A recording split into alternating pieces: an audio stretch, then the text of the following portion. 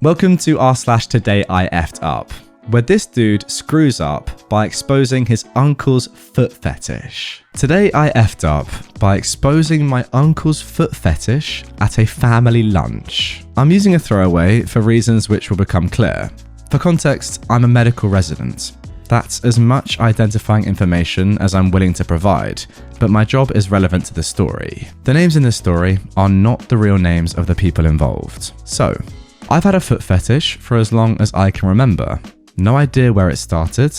I've just always looked at women. And if their feet were visible, like if they were wearing flip-flops, I'd check them out. Not in a creepy, all-consuming way, just that I thought attractive feet added to a woman's overall beauty. Years ago, when I was still in med school, I'd gone round to my cousin's place one afternoon because we were going to see a movie that night. I got there around 3, but he wasn't scheduled to get off work until 6, so he left a spare key out and I let myself in.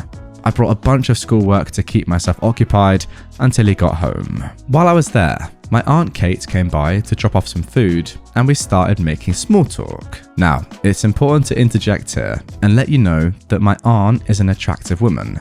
Not like an aunt that you'd see in porn, but still attractive, and at the time was in her early 40s. In addition, she has really attractive feet that are always pedicured with nail polish, etc. I've never thought of her as a person sexually, but she just has really attractive feet. Here we go, guys. Strap in. She asked how med school was going and what I was studying at the time. I mentioned that I was studying for an anatomy exam, and in particular, the musculoskeletal system. There was a bit more chit-chat, and before she left, she wished me luck for the exam and said if there's anything she could do to help, to let her know. I don't know why I did what I did next. Chalk it up to being a horny early 20-something, but I took her up on her offer. I told her that actually there was one area I was struggling with, and if she had 10 minutes, would she mind helping me out with something? She agreed and asked what it was.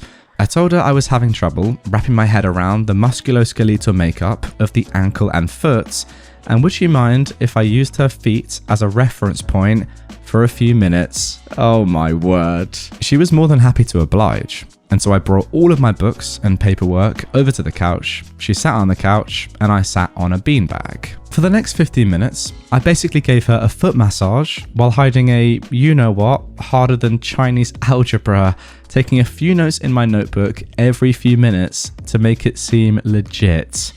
Wow. She just watched TV while I did it, occasionally commenting about how it just felt like she was getting a foot massage and that it felt nice. I finished up before it went on for too long, as I didn't want her to get suspicious, and thanked her for helping me out. I mentioned I was going to go to the bathroom to wash my hands, and while I was there, I busted one of the most intense nuts I've ever had to this day.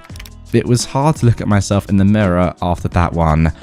Bro, I can imagine. I'd never told anyone about that incident, and I assume that she never told anyone either. It's been probably 10 years ago now, and it's never been mentioned.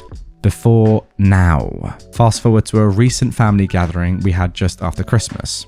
From the moment my aunt and uncle walk in, you can tell they've been arguing in the car. They had that look about them, where they were annoyed at one another, had agreed to put the matter aside until later, but were still getting in little jabs here and then when they could. During lunch, one of my cousins makes a joke about how they're bringing down the mood of the event and asked if they wanted to get it out into the air, saying that the family could act like a bit of a mediator for their arguments. Well, this just added a lot of fuel to the fire. Without going into the finer details of the arguments, my uncle had basically accused my aunt of, amongst other things, being selfish and unwilling to sacrifice her own time for anything that didn't directly benefit her. She started rattling off historical examples of circumstances in which she'd been selfless and offered her time to others. And among her examples she listed, "And what about the time I let Jack rub my feet for his med school exam?" Oh, wow. I froze, and I could feel everyone's eyes turn to look at me. I quickly explained that I wasn't rubbing her feet, but I was in the middle of some anatomy study and used her feet as an example for some diagrams I was referencing. She backed me up and said yes, it was for study, and this seemed to quell the weird looks that people were giving me. My uncle, however, explodes. "Oh, so you let Jack rub your feet? But I, your husband, ask And you think it's gross that I find your feet attractive? A silence falls over the room and everyone looks at them. My aunt goes into damage control, insisting they talk about this later, but my uncle isn't having any of it. She insists that she was just helping me out with some med school study and that it wasn't a big deal. Oh, so helping Jack out with schoolwork isn't a big deal, but when your husband asks to give you a foot rub on our date night, then that makes you uncomfortable? At this point, half the family is stifling back laughter, while the other half is trying to defuse the situation, suggesting that they just go to separate rooms and chill out for a little while. My uncle agrees and walks off down the hall, still trailing off about, yeah, you'll go to a room with Jack and get another foot rub, but you won't let me touch them after I've paid for your pedicure. Over the last few days, I've had a few people ask me why I decided to choose my aunt, of all people, to study the feet of all that time ago. And I've just palmed it off as her being there at the right time and place for what I was studying. And while some people have said it is a bit weird, they haven't asked any questions past that. I'm anticipating every extended family dinner from now on being very awkward, however. Now that everyone knows I massage the feet of the aunt who won't accommodate her husband's foot fetish. I mean, seriously, where do I even start with that one?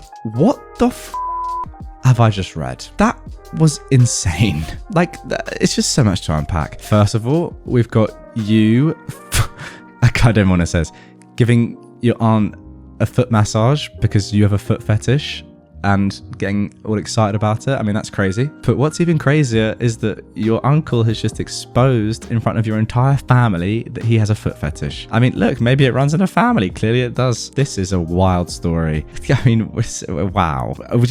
Wow. That was unbelievable. Fair play. Fair play to everyone involved. Now moving on to our next F up. Today I effed up by saving my neighbor's life. For starters, this literally just happened 10 minutes ago, and be ready to buckle up because boy, is this one long. So, my fiance and I have lived in our current apartments for 8 months and have had a pretty decent experience overall. It would be perfect if it wasn't for the neighbours that moved in about 4 months ago. Just to set the stage for what we've been going through, these neighbours throw parties that start at 4 AM and end at 2 PM all the time.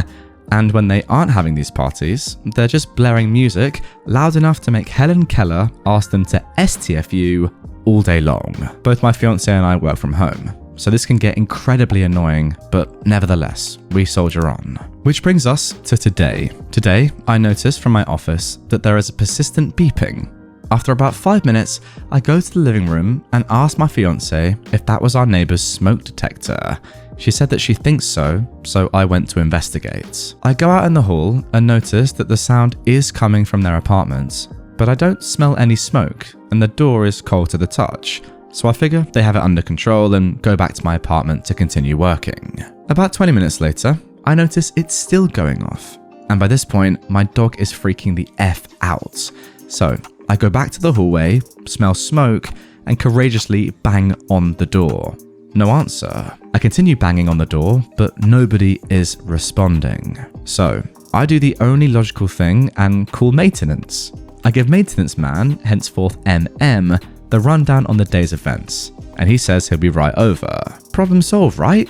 Well, wrong, because this, dear listeners, is when the story gets fun. You know what? I'm glad it's getting fun because usually fires aren't very fun. So hopefully this is going to be a fun fire. The maintenance man arrives and goes to the neighbour's apartment and does his maintenance thing. When no one answers, he goes in and the horrid smoke detector finally stops. I'm just about set to go back to my work when all of a sudden, there's a knock on my door. I open it to find the maintenance man standing there on the phone, telling another member of maintenance to get the police and ambulance on their way because he thinks the kid next door is dead. The man then looks at me and says, I need you to come in here with me in case he is faking and attacks. Sorry, what sort of neighborhood are you living in where that could be a feasible thing that happens? What? Now, I've been in some fights in my youth, but I'm in no means someone who is prepared to duke it out with anyone holding any kind of weapon. Not to mention the fact that this man has a good 2 feet and 120 pounds on me. So if he goes down, I'm all but screwed. Naturally, I do the responsible thing and agree to go with the maintenance man. We enter an apartment filled with smoke, and I see a burnt pot on a stove covered in the foam from a fire extinguisher. Apparently, a fire had started, and the maintenance man put it out and opened all the windows to try and get rid of the smoke. And, sure enough, passed out on the floor is one of my frickin' neighbours, henceforth Firestarter, a kid I'm assuming is around 23 years old. The maintenance man proceeds to shake and nudge him in an attempt to get a response, but this kid ain't moving, folks. We're in there for at least 5 minutes trying to get this kid up. So eventually, the maintenance man tells whoever he's on the phone with to get the ambulance and police over here now. Apparently, police was the magic word, because the Firestarter wakes the F up and goes aggro on the maintenance man. The maintenance man takes it like a champ and proceeds to tell the Firestarter that he's an idiot for almost burning down the building. The Firestarter just keeps yelling for the maintenance man to get the F out. I'd be on backed out into the hall at this point. The man keeps his cool and just keeps saying, "Man, we just saved your life. Show some god-dang respect." The Firestarter then asks for the man's name so he can report him, which the man gave, then asked for my name so he can report me for trespassing. The man refused to give my name, saying, "He's the only reason you're alive right now, you useless idiot." To which the Firestarter grabs a kitchen knife and starts waving it at the man. Okay, I see. I guess what the man was saying earlier is making a little bit more sense now. The maintenance man keeps his cool, collects his keys, and walks off, all while the Firestarter chases him down the stairs, being an incoherent little idiot. In the meantime, I've predictably retreated to my own apartment, only to have the Firestarter standing outside my door, screaming, "I know where you live, you POS." Ah, good times. Well, first enough, OP, please can you tell me where this happened and where you live? Because I want to put it on my list of places to never go in my life.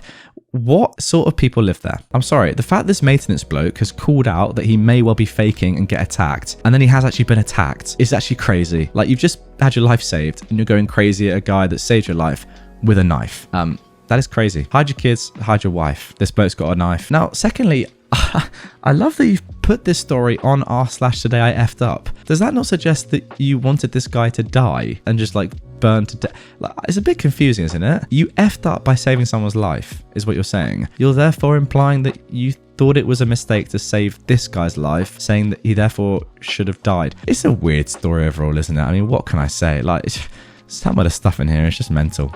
It really, really is. Where do you live? Please tell me. I need to know. By the way, fair play to the maintenance man. I feel like he's seen it all before, kept us cool, made sure the guy was alive, and then got the hell out of there.